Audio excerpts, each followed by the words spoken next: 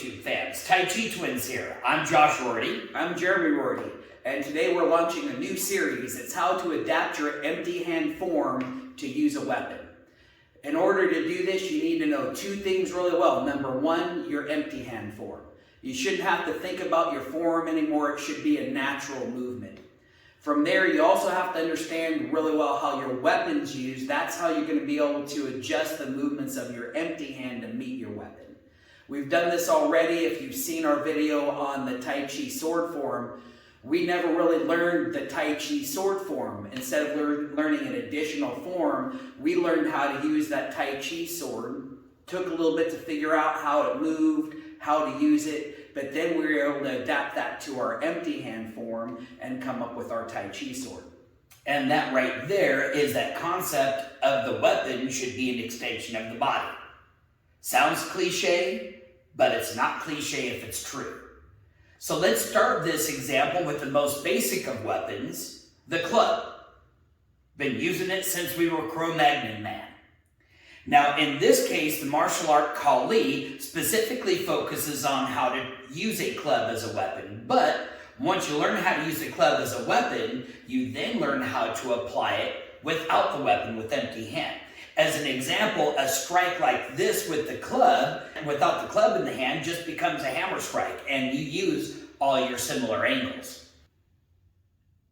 There's a couple things we need to understand about this stick in order to be able to use it. Number one, it's an impact weapon. It means it's not very good for slashing, but it is very good for smashing and crushing.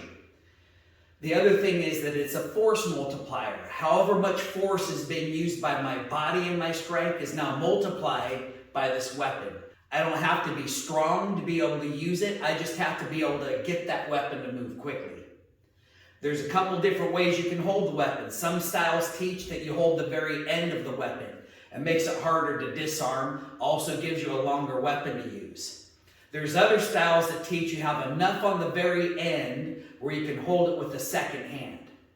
Now with that, it gives you another thing to be able to strike with, as well as some grappling techniques, some hooking that you can use with that.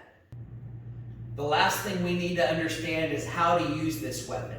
We have videos that we put up on YouTube on weapon circles and blocking, as well as 24 count. And these are techniques that we use as a lens for all of our weapons. So once you learn how to use a specific weapon, if you can apply that to the 24 count, it's going to give you a deeper understanding of how that weapon works. And if you have that level of understanding in your weapon and you have a really good understanding in your empty hand form, now you just have to be able to merge the blocking and striking from your empty hand to the blocking and striking of your weapon, and try to showcase some of those moves that make your weapon unique over an empty hand form.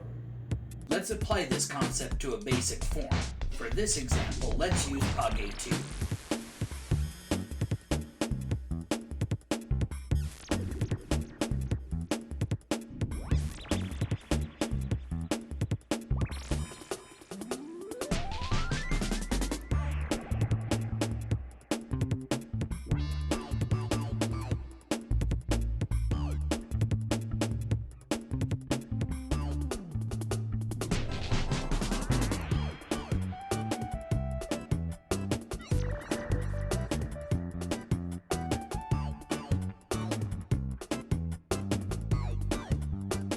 Thanks for watching our video. If you enjoyed it, like it and make sure to share that with a friend. Click the subscribe button and then hit that notification bell so you can catch our next exciting video.